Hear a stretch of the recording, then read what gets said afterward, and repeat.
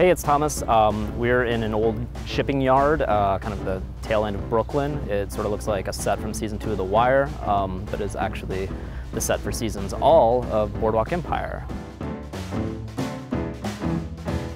We're going to meet the show's creator and kind of main director, main writer, Terrence Winter. Kind of came up writing spec scripts in early 90s Hollywood for such classy fare as Sister Sister and Xena, Warrior Princess.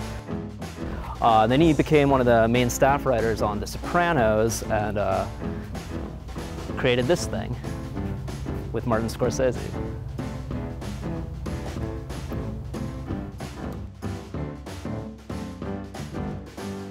Hi.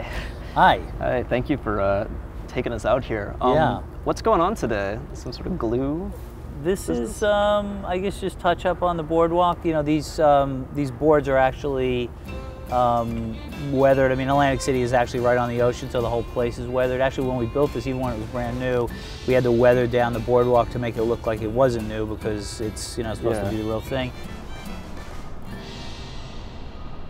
I wanted to ask you, because something that's always kind of both inspired and terrified me about like your history is the switching to screenwriting when you were almost 30, which is where I'm almost at. Right. Because you were in law and you did a bunch of other stuff before that, and you're from Brooklyn. Was like the writing thing something you kind of like did on the side and kind of like slowly simmered until you couldn't, you know, kind of couldn't take it, or was there like some sort of like snap moment where you kind of realized you're... It simmered. I didn't do it on the side. I hadn't written a script until I already decided to quit everything and just go and fully commit to that. You know, my ambition as a kid was really relegated to I wanted to make money. And you know, by the time I grew up a little bit, the only two jobs that I was really focused on that I knew made a lot of money, or at least they thought, were doctor and lawyer. So lawyer seemed feasible because I was a pretty good bullshit artist, and I thought, all right, well, let me do that. And I didn't even consider whether or not I would like it. You know, it just seemed like an important job, and I wanted to be important and, you know, have a diploma written in Latin. And so I did that, and I was really miserable. But all the while, you know, I was still a big fan of movies and TV, and that ambition was sort of growing. Now, did you ever actually like learn screenwriting, or was it kind of like inbuilt from, you know, years of watching television and kind of picking up the rhythms? Yeah, it was mostly that, mostly osmosis from just years of, and I started out writing sitcoms. I mean, I watched a gazillion hours of TV sitcoms as a kid. There's a station, WPIX in New York, Channel 11, that in the 60s and 70s just ran, you know, Gilligan's Island, The Munsters, The Abbott and Costello Show, just over and over again. So you just, you know, I just sucked all that in, and I soaked all that in, and you know, I felt like I understood the rhythms of a sitcom, and also the idea that, you know, a sitcom script is, you know, 30 minutes long, 22 minutes long, and I thought, okay, I can do this.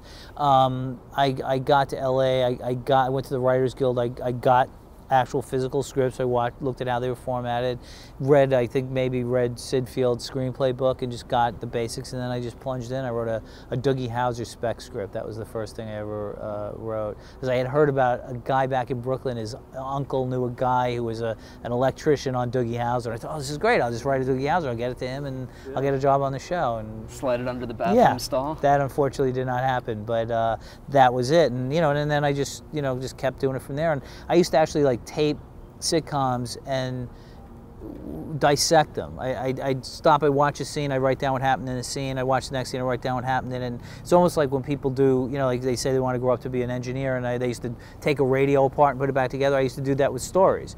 When you were writing for sitcoms like Sister Sister and like Xena and stuff, what were the other writers like there? I think a lot of people tend to, you know, kind of look down on that stuff as pretty lowbrow, but, you know, it takes a level of workmanship just to get it, you know, to make things that good. Early on in my career, I wasn't planning out a career path. I was just, if you offered me a job writing, I would say yes. I mean, that was my standard. I just was thrilled to be making a living at this. So, you know, I was proud to have those jobs. And, you know, look, I mean, even, you know, you take a show like Sister Sister, it's a show generally written for kids between the ages of 9 and 13. So yeah, it's not going to be Seinfeld. It's a different animal. You know, and there are a lot of people who worked on those types of shows for a long time. Full House, Family Matters. That's a skill set, and there's an audience for that, and there's a generation of kids who look back at that and go, wow, that was my favorite show growing up. I've actually gotten more attention from kids, friends' kids for that than I have for anything for The Sopranos. They go, oh, you guys still love that show. So. Oh man, how did you just come up, how did you catch David Chase's attention? How did you start working on The Sopranos? Were you there I was on, I got the pilot episode, actually the videotape. I'm dating myself. My agent sent me the tape of the pilot of The Sopranos, and he said, I want you to watch this thing. And I thought it was the greatest thing I'd ever seen. And I'd grown up in Brooklyn, sort of, knew people like that in that world. I actually worked in a butcher shop that was basically owned by Paul Castellano, who was the head of the Gambino family at one point. And, I just sort of was familiar with that terrain. So I called my agent and said, you got to get me on this show. The second call was to a guy named Frank Renzulli, who co-created the first show I ever worked on, called The Great Defender. Frank grew up in Boston in a similar environment. I said, have you seen this thing? He said, yeah, I'm actually meeting with this guy David Chase on Friday. I said, you got to get me in there with you. He said, yeah, I'll do my best. As it turned out, Frank was the last guy David hired for his season 1 staff, so the door got shut down. So basically what happened is most of the first year staff didn't survive. Frank was one of the few people who did, and when it came time for season 2, finally David said, all right, who's this guy you've been telling me about? And he said, it's my friend Terry Winter. I'm telling you, he can write the show. Just give him a shot. And David did, and he gave me an episode to write, and it was basically an audition. And the idea is if I did good, I would get hired, and I guess I did. So it was yet another spec script. Yeah, basically. So you've got a show you're making with Martin Scorsese and Mick Jagger. Can you tell us about that, or is it hush hush? Yeah, we're developing a show that will be set in New York City in 1973, which was the year that disco, hip hop, and punk rock sort of all were born. Right. Sort of, centers around the music business. Yeah. If you haven't guessed already, basically an A&R guy, sort of the middle of his career, and it was a really interesting period musically. Yeah. The city was at a low point, in terms of economics and crime, and as is often the case, great art is born of times like that, and it was just an amazingly fertile time for music. And yeah, I'm lucky enough to be working with Martin Scorsese and Mick Jagger on this, which is just these are the days when I wake up and go, okay, I'm dreaming. This is it's the first time you find yourself in a room with those two guys and think, how did I get here? How was it making your own, going from being a writer for 20 years into making your own writing room with was that and the whole show? I mean, I'm sorry, there's a lot more to it than that, but how hard of a transition was that? It wasn't really hard. I had the great good fortune to learn at the feet of the master. David was just an incredible manager of the entire show, not just the writer's room, but the whole thing, and really great at putting a crew together and really mixing and matching people who really wanted to work together and hang together. And we had a really fun, happy set. Cool. Well, could we take a look around this set? Yeah, sure. Absolutely. But this is our boardwalk set. This is, I think, the size of a football field. It took months and months to build. It was designed by original production designer Bob Shaw, and it's essentially a replica of the Atlantic City boardwalk circa 1920. Most of the stores you see are based on the research of stores that were very either similar or actually existed in Atlantic City. The Frailinger's Taffy store is actually still there, and the Incubator Baby exhibit was actually something that was in Atlantic City and Coney Island. Worth paying 25 cents to see some underweight Yeah, babies. that's it. I mean, you could really, Atlantic City was so cool because it means everything from highbrow entertainment, like the best of Broadway, to lowbrow stuff like carnival stuff.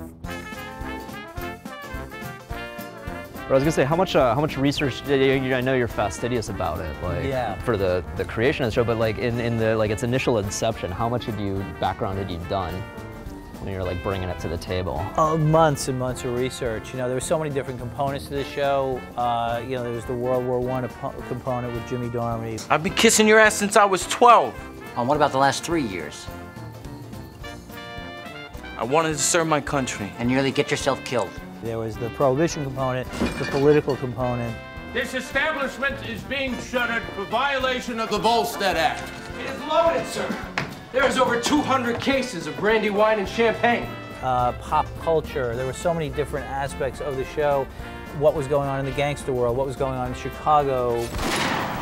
You guys gonna get into the liquor business too? Was there something before the book that that led you into it, or was that the kind of like primary source? No, I mean the book was, I started there. I mean, and the book was given to me by HBO. This wasn't something that was necessarily on my radar. I didn't know what I was going to do next after Sopranos. HBO called me up in 2007 during the last season, and they said, we have a book called Boardwalk Empire. It's basically the history of Atlantic City. Why don't you read it and see if you think there's a TV series in there? And they said, oh, by the way, Martin Scorsese is attached to this. The signage has changed from season to season too, because they advertise different things on the boardwalk. This set over here we're coming to is called the Swiss Knit Shop, and we couldn't figure out what that was.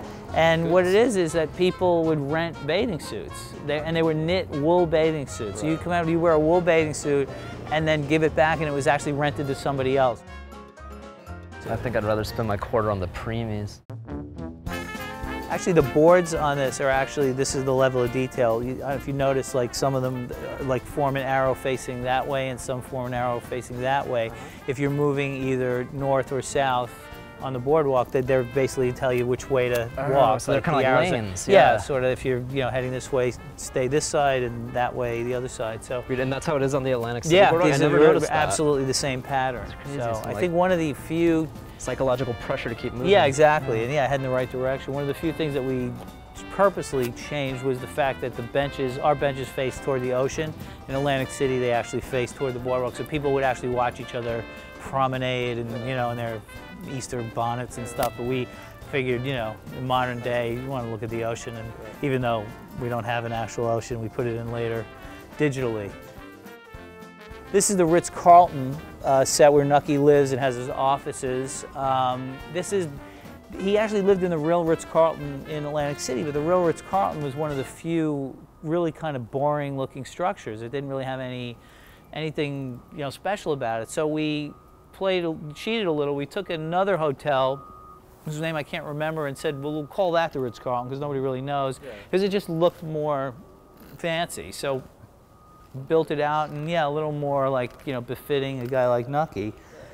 And the great thing about this set is, you can come right in and go all the way to the elevators. And the elevators don't go up, but the doors open and close. So you can take him right off the elevator, open up, and have people in here, talking, drinking, tea, playing a piano, and right all the way straight out onto the boardwalk in one shot. And it just really makes it come alive.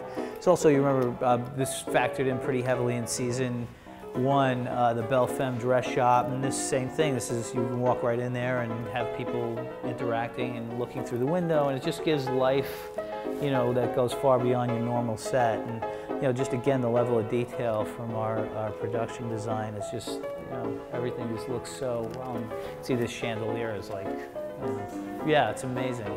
It's incredible. Well, thank you, man. My pleasure, man. Really nice meeting you and talking to you.